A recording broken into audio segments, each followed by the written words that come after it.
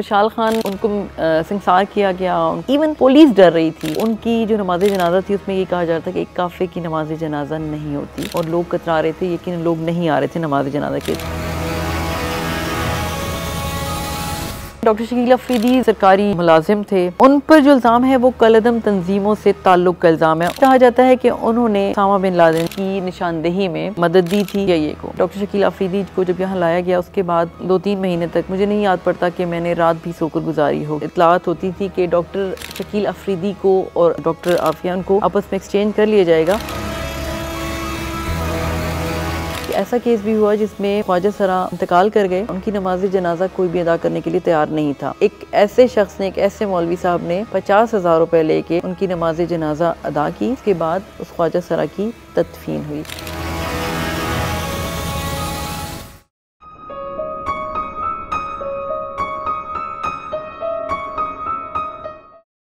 Journalism जो है खैबर पख्तूनख्वा में अगर हम बात करते हैं तो एक लड़की का पढ़ के जर्नलिज्म की डिग्री लेके बाहर निकलना और लोगों को बताना, क्योंकि मेरे जहन में ये होता था कि जब मैं किसी को बताऊं, अवेयरनेस दूं, क्योंकि उस वक्त तो शायद जर्नलिज्म की इतनी कोई वो नहीं थी, अखबार में मैं शुरू में आई, ये चैनल्स नहीं थे, तो मेरी नज़र में ये होता था कि मैं लोगों को किस तरह बताऊं, किसी बीमारी के हवाले से, कोई अगर किसी के साथ मिसबिहेव कर रहा है तो उनको बताया जाए कि कैसे ये होगा, किसी अस्पताल में अगर कोई झगड़ा हो रहा है तो उसमें मैं कैसे लोगों को बताऊं। तो एक जहन में था कि मैं ऐसी कौन सी फील्ड होगी जिसमें मैं जाऊंगी और मुझे ये काम करने का मौका मिलेगा। मैं 96 में जब फील्ड में आई हूँ और मैंने PTV और रेडियो पाकिस्तान में जब काम शुरू किया, स्टूडेंट भी थी, साथ साथ पढ़ भी रही थी, तो मेरी कोशिश यही होती थी कि मुझसे ऐसा काम लिया जाए, मैं ऐसा बोलूँ जिससे लोग मेरी बात सुने और उससे कुछ ना कुछ वो सीख सकें।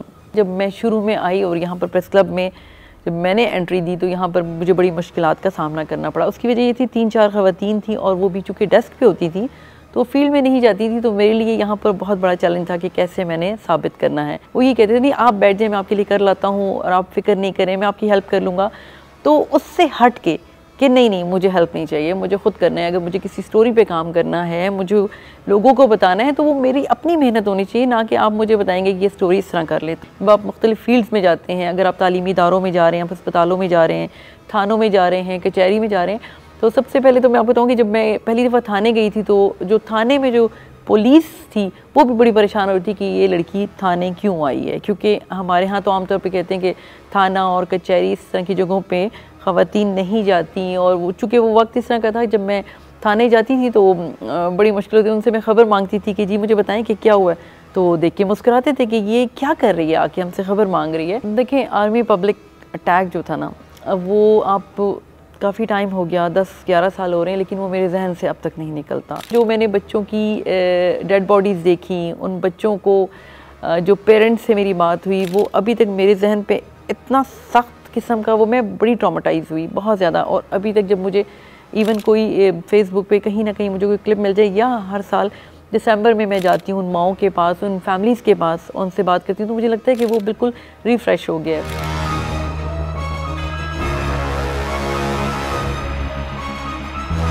मशाल खान अब्दुल वली खान यूनिवर्सिटी मर्दान में स्टूडेंट थे जर्नलिज्म के, उनको संसार किया गया, उनको फायरिंग करके कत्ल किया गया, और स्टूडेंट्स भी थे, और उस यूनिवर्सिटी का जो स्टाफ था वो भी उसमें शामिल था। जो उन पे इल्ज़ामात लगाए गए वो ये थे कि वो तौहीने मज़हब के मुर्तकिब हुए थे। हमारा ब्यूरो जो है वो पेशावर में है, यहाँ से जाने में 1 से 1.5 घंटा लगता है। तो ऑब्वियसली जब इत्तला आई थी उसके बाद जब हम पहुँचे थे, इनिशियल उसमें गए थे, लेकिन चूँकि वहाँ पर जो माहौल बना हुआ था एक पुलिस की तरफ से, इवन पुलिस डर रही थी, तो मीडिया को भी बाखबर मतलब किया जा रहा था, खबरदार किया जा रहा था कि आप लोग ख्याल करें कि आप लोगों को भी कोई नुकसान हो सकता है। 300 सफ़ात की एक रिपोर्ट तहकीकाती कमेटी ने भी बनाई जिसमें ये साबित हुआ कि उसने ऐसा नहीं किया था।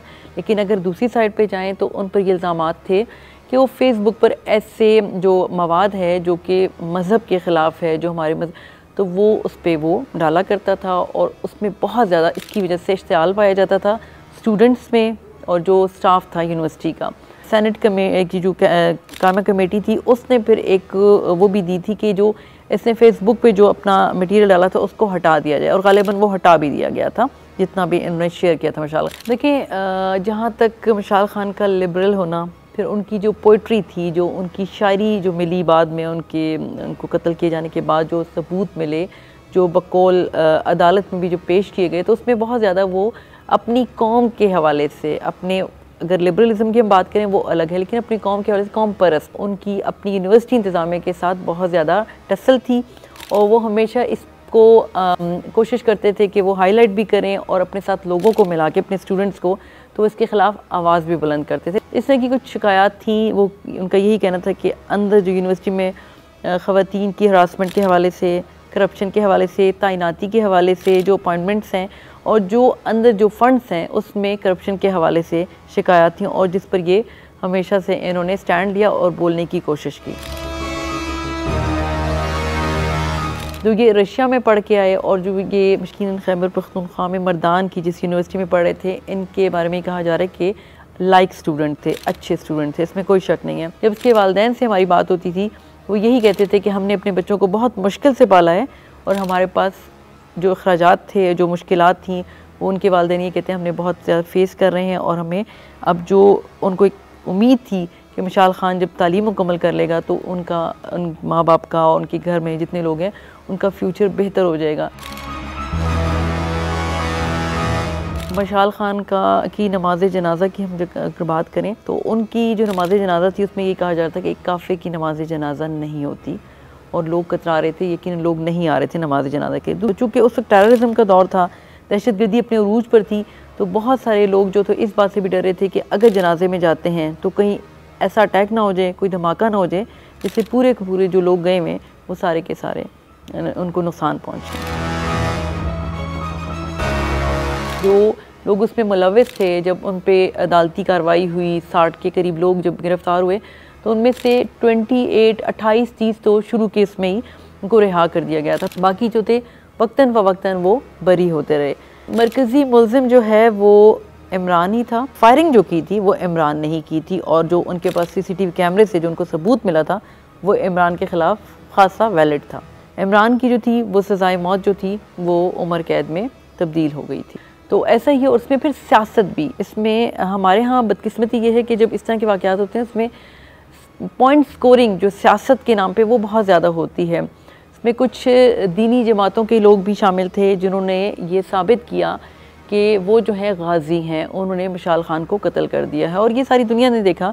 तो उसमें इकबाल ख़ान साहब मुतमईन नहीं थे, मशाल ख़ान के वालिद, और वो कहीं भी अदालती फ़ैसलों से मुतमईन नज़र नहीं आते थे। वो आगे की तरफ बढ़ते थे कि मैं सुप्रीम कोर्ट जाऊंगा और मैं ये करूंगा, लेकिन उसके बाद वो केस दम तोड़ गया। कि वालिदैन को मैंने जब भी मेरी उनसे मुलाकात हुई है हाई कोर्ट में, जब भी मैं उनसे मिली हूँ, तो वो कुछ अच्छा नहीं बोलते थे। वो यही कहते थे कि उनके साथ ज़्यादती हुई है और ऐसा नहीं होना चाहिए था, और उनको अपने बेटे पे बहुत था कि हमारा बेटा नमाज़ पढ़ता था, 5 वक्त का नमाजी था, बहुत अच्छा था और बड़ा काइंड हार्टेड था, बहुत ज़्यादा लोगों की मदद करता था। उनको यही था कि उनके बेटे के साथ ज़्यादती हुई है।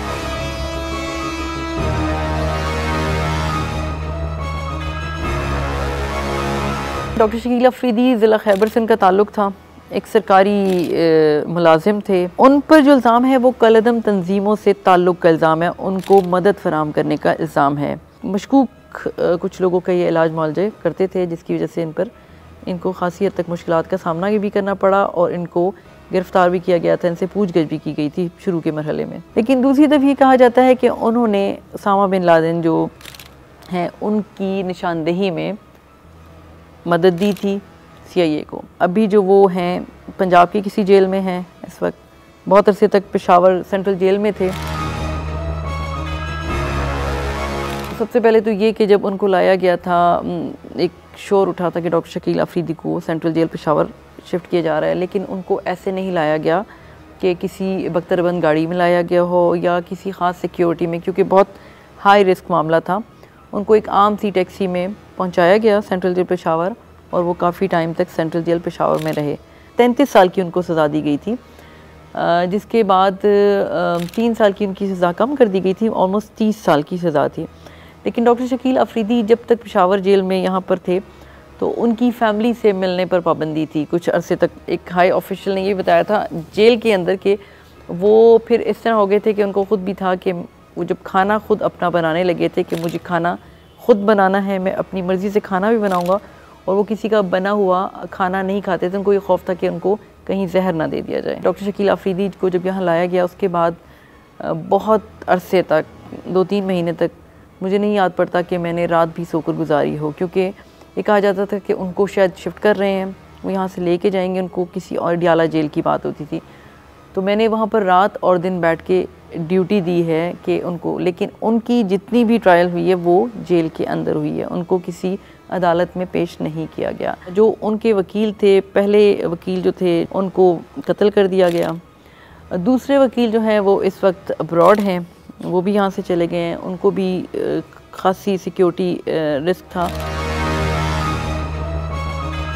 शुरू में जब वो गिरफ़्तार हुए थे डॉक्टर शकील आफरीदी, तो उनके भाई से मेरी बात होती थी और वो तो उनका अपने भाई के बारे में ही कहा था कि उनका ये कहना था कि उनके भाई ने कोई ऐसा नहीं किया, उनको शक की बिना पे ये सज़ा दी जा रही है। तो उनके भाई इस मामले बड़े क्लियर थे। इनका केस बहुत लंबा केस, और उसमें ये था कि फाटा ट्रिब्यूनल की बात करते थे, क्योंकि ज़म इज़ला, अब तो हम बात करते हैं कि ज़म हो गए इज़ला, इनमें जो ट्राइबल एरिया थे, तो चूँकि इनका केस ट्राइबल उसमें था, FCR का ख़ात्मा हो गया था, तो इस वजह से खासी हद तक मुश्किलात का सामना करना पड़ा। और फिर बाद में उन्होंने ये कहा कि फाटा ट्रिब्यूनल जो है उस पर इनकी समाअत हुआ करेगी। तो इनका केस यहाँ पर शुरू में तो ये था कि पेशावर हाई कोर्ट समाअत करेगा या फाटा ट्रिब्यूनल इसकी समाअत करेगा, तो इसकी वजह से मिसमैनेजमेंट वो है वो ऑब्ज़र्व की गई थी। बहुत सारे ऐसी जो इतलात होती थी कि डॉक्टर शकील आफरीदी को और जो डॉक्टर आफिया उनको आपस में एक्सचेंज कर लिया जाएगा तो ये मसला हल हो जाएगा, लेकिन ऐसा सिर्फ अफवाहों की हद तक था या मीडिया में मुख्तलिफ चैनल्स या अखबारात में था। एटलीस्ट मेरी इंफॉर्मेशन के मुताबिक ऐसा कुछ नहीं था, लेकिन किसी ने इसको कंफर्म नहीं किया था।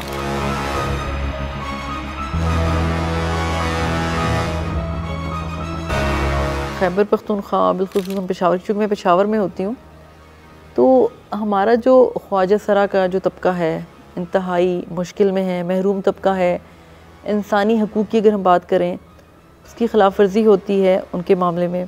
हमारे यहाँ एक ऐसा केस भी हुआ जिसमें एक ख्वाजा सरा इंतकाल कर गए, और मसला ये आ रहा था कि जो उनका नमाज जनाजा, उनकी नमाज जनाजा कौन अदा करेगा। उनकी नमाज जनाजा कोई भी अदा करने के लिए तैयार नहीं था। रात भर वो जो डेड बॉडी थी वो ख्वाजा सरा अपने साथ लेके बैठे रहे और मातम करते रहे, लेकिन और बड़ी मिन्नत समाजत के कोई आके उनकी नमाज जनाजा अदा कर दे, लेकिन किसी ने नमाज जनाजा अदा नहीं की। उसके बाद एक ऐसे शख्स ने, एक ऐसे मौलवी साहब ने 50,000 रुपये लेके उनकी नमाज जनाजा अदा की। उसके बाद उस ख्वाजा सरा की तदफीन हुई। ये पहले ही महरूम तबका है जिनके पास अपने पेट पालने के लिए जो उनको सिर्फ एक नाचना, गाना और मौसीकी का सहारा लेना पड़ता है। पुलिस उनके साथ ताउन नहीं करती। हम बात करें अगर ख्वाजा सराओं की, तो खैबर पख्तूनख्वा में 138 ख्वाजा सरा अब तक कत्ल किए जा चुके हैं, जो कि बहुत बड़ा फिगर है 2 साल में। उनको कत्ल करने वाले लोग कौन हैं? उनको कत्ल करने वाले वो लोग हैं जो उनको अपनी महफिलों में बुलाते हैं और अपनी महफिलों को सजाते हैं, और उसके बाद या तो पैसे के लेन देन में या उनके साथ बदअखलाकी या बदसलूकी करते हुए आखिर में उनको मार देते हैं, उन पर तशद्दुद करते हैं। उनका इलाज कहाँ होगा? क्या उनका इलाज जनाना वार्ड में होगा? उनको जनाना वार्ड में रखेंगे या मर्दाना वार्ड में रखेंगे? ये बड़ा एक सवाल है। डॉक्टर उनका इलाज करने से कतराते हैं। हुकूमत ने इसका भी वो किया कि जी हम जी अलग से एक वार्ड बना रहे हैं जो ख्वाजा सराओं के लिए होगा मख्सूस, और उसमें ख्वाजा सराओं का इलाज भी होगा और उनको इज़्ज़त के साथ वहाँ पर डॉक्टर्स भी देखेंगे, लेकिन उस पर भी अभी तक कोई अमल दरामद नहीं हो सका। इदारे की अगर आप बात करते हैं तो इनका चूँकि काम ही यही है, इनका ज़रिए माश ही नाचना, गाना और मौसीकी है, तो उस तरह की जो फुटेजेस हमें बनाने में मुश्किल होती है या वो अपने चैनल पे देने में, तो उनकी रिपोर्ट्स में वो लगाते हैं, तो उस पर थोड़ा सेंसर होता है कि ऐसी कोई चीज़ ना चली जाए जिससे देखने वालों के लिए या एतराज़ आए कि चैनल ने ये चीज़ चलाई है। और उनकी जो ड्रेसिंग होती है उसमें भी एक वो है कि हमारा माशरा जो है, उनकी जो वो ख्वाजा सरा जो ड्रेसिंग करते हैं वो उससे कबूल नहीं कर पाते, और यही वजह है कि वो हमारा चैनल भी जो है ना वो उसको दिखाने में उसको सेंसर करना पड़ता है। फरिश्ता मर्डर केस हुआ था, एक रेप एंड मर्डर केस। उसका बाप गया था थाने में रिपोर्ट दर्ज करवाने के लिए, पुलिस वालों ने रिपोर्ट दर्ज नहीं की थी। फिर वो दोबारा गया तो पुलिस वालों ने उसके बेटे थाने के काम करवाए, सफाई करवा ली। फरिश्ता मर्डर केस में पुलिस ने एक बंदे को पकड़ा था। उस बंदे ने जो है ना ट्रायल से जेल जाते हुए एक लेटर बाहर फेंका था। वो लेटर इत्तेफाक से मिल गया था मुझे। उसमें उसने लिखा था कि मैं इस केस में इन्वॉल्व हूँ, मुझे गलत फंसाया गया। मेरे पास एक एनॉनिमस लेटर आया, एक यूके नेशनल था, यूनिफॉर्म पर्सनल था उनका, इस्लामाबाद उसने लैंड किया 1989 में। चकवाल जा रहा था, उसने टैक्सी हायर की। जब भी चकवाल जाने लगे ना तो रास्ते में जो है ना समहाउ टैक्सी ड्राइवर का मर्डर हो। अलवी साहब भी थे, एलीट फोर्स हेड थे, ये कुछ ऐसी बातें भी कही थी जिसकी वजह से बहुत से लोग खतरे में आ गए थे। मिलिटेंट जो है ना वो बड़ा वेपन इस्तेमाल किया करते थे, SMGs वगैरह और ये वो।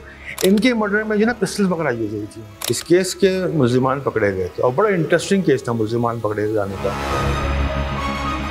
बाराकों में तंदूर पे हमला हुआ था, वहाँ पे 2 बंदे मर गए। कभी कंफर्मेशन नहीं आई ऑफिशियली। नसीरुद्दीन हक्कानी मारा गया। इसी दौरान ना मुझे एक बंदे ने बुलाया, एक अफसर ने, उन्होंने मुझे एक चीज़ निकाल के दी, ये लो, एक रिपोर्ट थी नसीरुद्दीन हक्कानी की बाराकों में डेथ हुई। मैंने कहा सर ये आप क्या दे रहे हो, मुझे पता है। ओ, ये क्या दे दिया, ये नहीं यार, ये खुदा का वास्ता, ये मतलब। इस्लामाबाद में ऑनर किलिंग्स बहुत होती थी। बच्ची थी, मेरा टीनेजर ही थी, किसी लड़के से दोस्ती वगैरह हो गई, उनके फिजिकल रिलेशन हो गए तो प्रेग्नेंट हो गई थी बच्ची। वो खबर चली कि नाम सुसाइड कर दी उसे लटक के ना, तो वो उस पर कुछ इश्यूज थे कि ना भी ये सुसाइड नहीं है।